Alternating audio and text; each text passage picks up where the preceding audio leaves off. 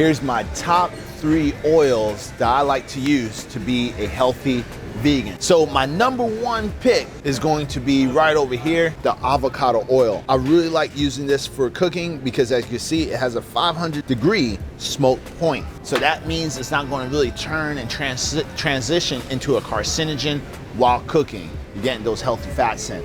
Next is going to be the extra virgin olive oil. It's really good for cooking, but it's best when used for salads. So this is a really healthy oil you want to stick with. And then lastly is going to be some organic coconut oil. Now with this, I don't cook with this. I actually put it on my skin. That's why my skin looks nice and shiny and I'm always looking sexy, you know? The coconut oil, what it does, it protects you from the bad rays from the sun, especially if you're out here in South Florida all the time, and it helps